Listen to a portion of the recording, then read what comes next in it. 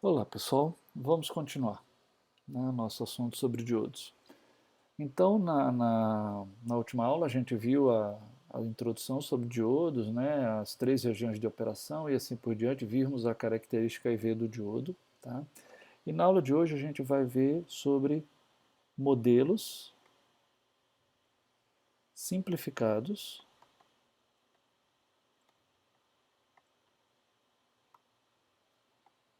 dos diodos. Tá? Ou seja, ao invés de representar o diodo, né, usando essa característica IV aqui, que é a mais completa e exata de todas, né, tem alguma forma mais simples da gente fazer isso? A resposta é sim, tem. Tá? Então a gente vai ver agora como são alguns modelos mais simplificados que nós podemos utilizar para a representação dos diodos. Tá? Então o primeiro modelo que a gente vai considerar é o chamado modelo linear por partes.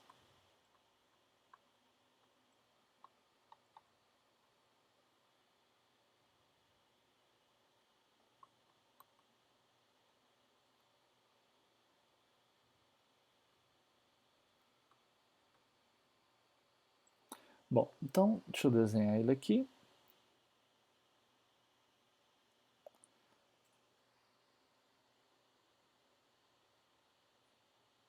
No modelo linear por partes, o que vai acontecer aqui a gente tem I e aqui V, tá? O que a gente vai ter é basicamente, deixa eu ver se eu alongo aqui um pouquinho, isso, tá? O que a gente vai ter, eu vou trocar a cor aqui da caneta para ficar melhor da gente ver, é algo assim, olha.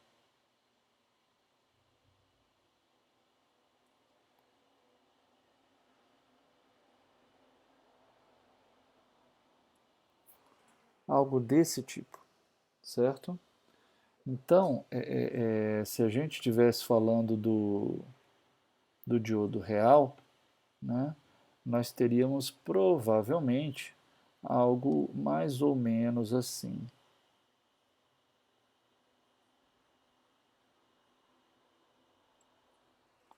Ficou bem ruinzinho. Deixa eu tentar de novo.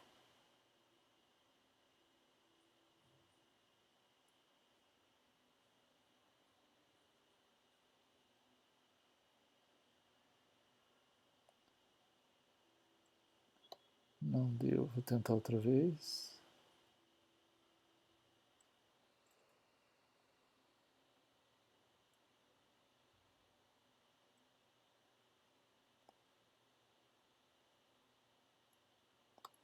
Algo assim, certo?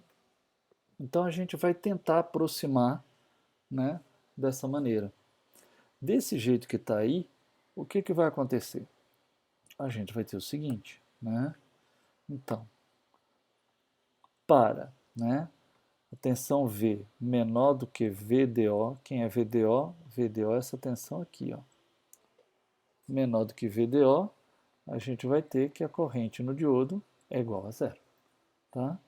E para a tensão V maior que VDO, a gente vai ter que a corrente vai ser dada por V sobre RD.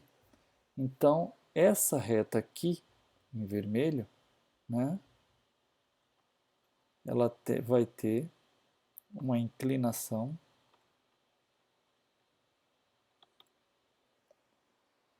dada por 1 sobre RD. Certo?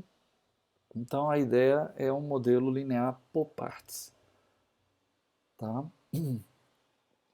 Então, usando esse modelo, né, a gente pode representar a operação do diodo, né, dizendo que a tensão VD em cima do diodo vai ser igual a VDO mais RD vezes a corrente I. Eu posso usar essa expressão, tá bom? Bom, o outro modelo, muito usado também, eu vou passar para a próxima página, vai ser o modelo. Espera que ficou mal escrito aqui.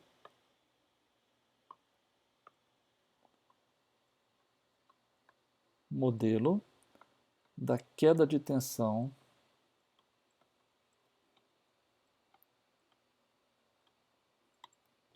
constante.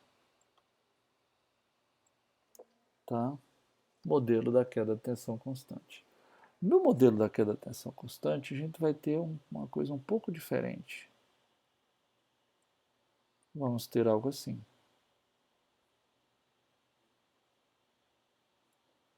Ficou ruim.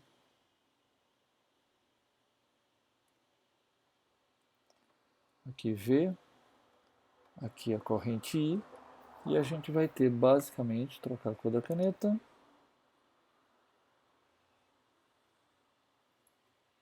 isso aqui, ó. Então, nesse ponto, tá?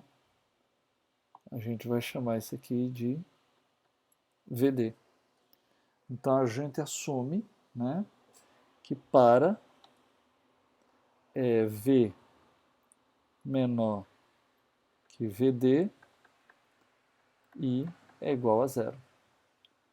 E para V maior do que VD, não tem maior do que VD. Então, uma vez que o diodo ele entra em condução, a tensão entre os terminais dele não varia mais e fica constante. Tá? Na verdade, a expressão aqui seria VDO. Tá? Seria VDO. E aí não varia mais. A tensão já não varia mais. Certo? Por isso que é chamado de modelo da queda de tensão constante. E por último, né, a gente tem o modelo do diodo ideal. Né? E o modelo do diodo ideal é o mais simplificado de todos. Ele consiste somente nisso aqui. Vou trocar a caneta.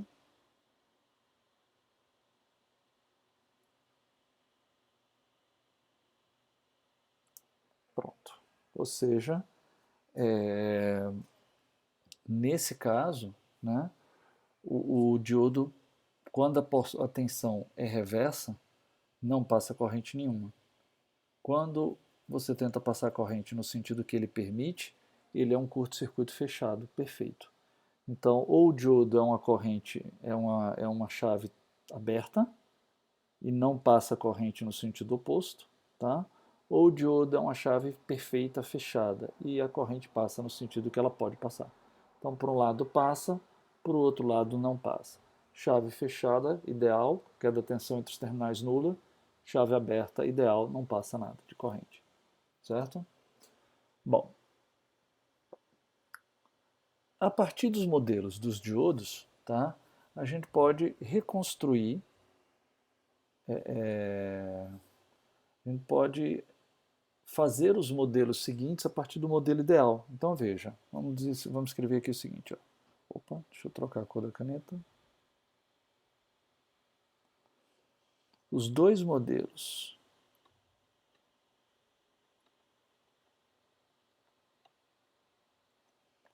de diodos anteriores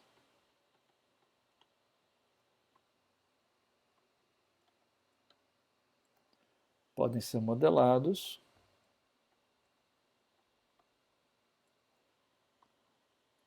vamos chamar de implementados, melhor que modelados. Implementados a partir do modelo do diodo ideal.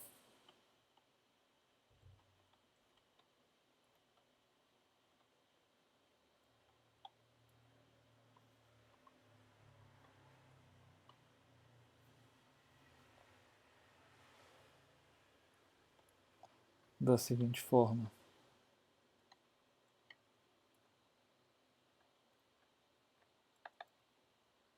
Seria basicamente isso aqui.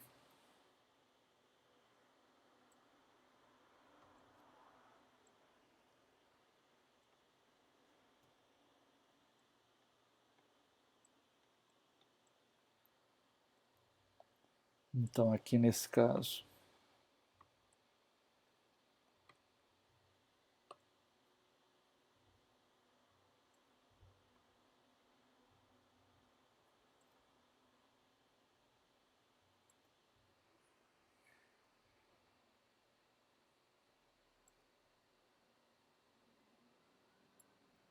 né? Eu tenho aqui, ó, vou dar um zoom aqui para ficar mais fácil escrever. Eu tenho aqui, ó, um diodo ideal. Aqui eu tenho VDO e aqui eu tenho RD. Então isso daí modela, tá? O modelo linear por partes. Esse aqui seria o modelo linear por partes, tá? E o modelo da queda-tensão constante, ele pode ser feito de forma simplificada, basicamente.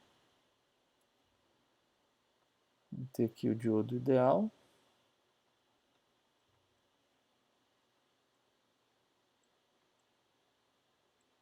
E pronto. Agora deixa eu colocar o tracejado para ficar bonitinho.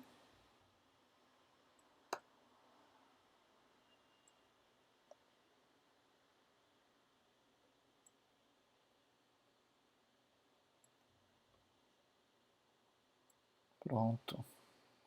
Do mesmo jeito, aqui eu tenho o diodo ideal e aqui eu tenho o VDO.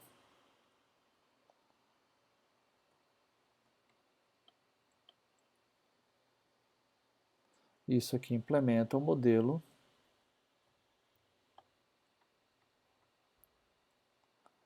da queda de tensão constante. Certo? Bom, esse tópico ele era curtinho, certo? Basicamente era a ideia de apresentar os modelos de diodo, tá? E a gente vai seguir num outro vídeo. Mas antes de terminar, uma coisa importante é o seguinte, vocês poderiam perguntar, e quando é que eu uso cada um desses modelos? Tá? Qual que é o mais apropriado? Na verdade, isso depende muito do que você está querendo fazer. Qual é o grau de complexidade, qual é os recursos que você tem à mão para poder fazer a sua análise. Se você tem uma simulação feita por computador, você vai usar o modelo ideal do diodo. Modelo ideal não, o modelo completo com as curvas exponenciais que a gente viu lá na aula passada, tá? Mas se você está, por exemplo, de pé no corredor e explicando numa folha de papel rapidamente para um colega uma questão, tá? Muito provavelmente talvez você use apenas o modelo do diodo ideal, certo? Porque ele vai te permitir fazer uma análise bem mais simples, com pouca conta. Mas na prática, às vezes desprezar a queda de tensão em cima do diodo é meio demais para o nível de precisão que a gente gostaria de ter nos cálculos. Então, uma boa solução de compromisso é o modelo da queda de tensão constante. Ele é talvez o modelo mais usado para cálculos simples usando o diodo. Ele não é tão trivial quanto o ideal, né? Ele não despreza a queda de tensão em torno de 0,7 volts. Né? O valor mágico para VDO nem sempre é assim, mas o valor mais usado para VDO, para modelar a queda de tensão constante, é 0,7 volts. Né? Às vezes não é 0,7, é 0,65, é 0,75, mas é perto de 0,7. Uma coisa é você jogar 0,7 fora quando você está falando de valores de 5 volts. É uma tensão significativa perto de 5 volts. Né? Mas se é 0,65 ou se é 0,75, aí já não é mais tão crítico. Então, o modelo da queda de tensão constante, ele é uma boa solução de compromisso. O modelo linear por partes, ele não é tão utilizado. Ele pode ser usado porque ele é um circuito linear, é fácil de analisar, tá? Mas ele já requer um pouquinho mais de cálculo e também é usado, mas é menos, tá bom? Então a gente vai interromper essa aula por aqui, tá? E a gente segue com o próximo tópico num próximo vídeo. Obrigado, pessoal.